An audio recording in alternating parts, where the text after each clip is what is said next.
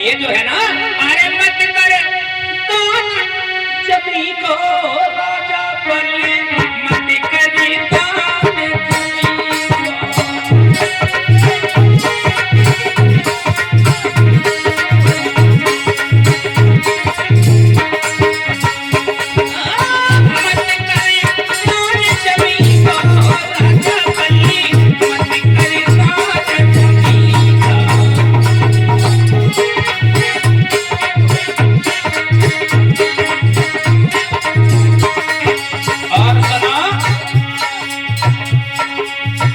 नहीं जानते हो ना,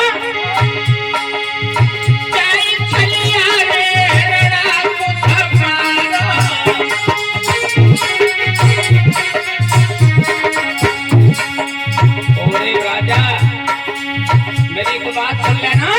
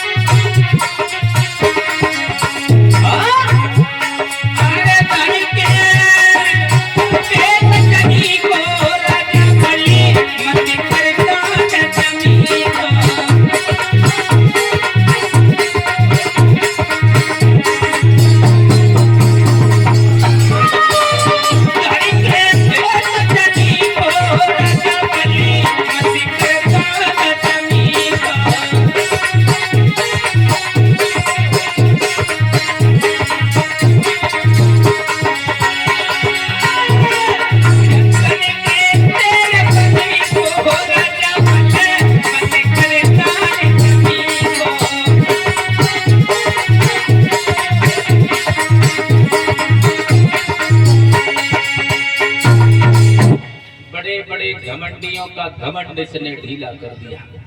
और तू क्या समझ रहा है, ये महात्मा जो है ना तुझे जमीन में मिला देगा। प्यारे श्रोताओं, जब ऐसे शब्द कहे तो बल ने कहा देखो गुरुजी, अब जो होना था वो तो हो गया, अब हम मना तो नहीं कर पाएंगे। शुक्राचार्य बल को समझा रहे हैं, लेकिन बल के समझ में एक भी बात नहीं आ रही है। इधर भगवान ने कहा बलि से क्या दे दी है भाई, दरवाजा तो तुम भर ही गए हो, संकल्प और कर दो। सागर मंगवाया, सागर में जल भरवाया, उसके बाद जब संकल्प का नंबर आया तो शुक्राचार्य ने सोचा तू ऐसे नहीं मानेगा तो हम संकल्प नहीं होने देंगे।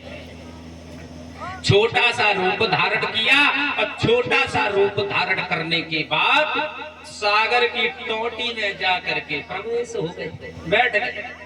भगवान ने देखा शुक्राचार्य को, जब तो मन में एक बात कही, शुक्राचार्य से बैठे रहो, अभी आ रहे हैं। तुम संकल्प होने नहीं दोगे और हम संकल्प होके रखवाएंगे, बैठे रहो, अभी तुम्हें भी हम देखेंगे। प्यारे श्रोताओं, तो भगवान ने देर नहीं की, लीला में लीलाधर ने भी लीला की साख जोड़ जाली, कुश की सीख उठा करके और झट बाई आंख फोड़ डाली। भगवान ने कुश की सीख उठाई और जो सागर की टोटी में धर के चलाई, शुक्राचार्य की बाई आंख का दरवाजा बंद और जो आंख फूटी, शुक्राचार्य प्राण बचाए गए, भागे, बोले बाहर में जाए ऐसो शिष्य क्या करना है। कोई दान कर रहा है, कोई दान ले रहा है, और हम बिना मतलब में अपनी आंख और बढ़वा डाली, भाग गए। संकल्प पूरा हुआ। भगवान से बल ने कहा कि महात्मा जी अब आपकी इच्छा है, मैं फिर भी तुम्हें समझा रहा हूँ, एक काम करो। तुम बोले क्या? कहा तुम छोटे से हो, 3.5 कदम पृथ्वी में गुजारा नहीं होगा ना, हम किसी लंबे से आदमी को बुलवा देते हैं जिससे जमीन कुछ ज्यादा आ जाएगी।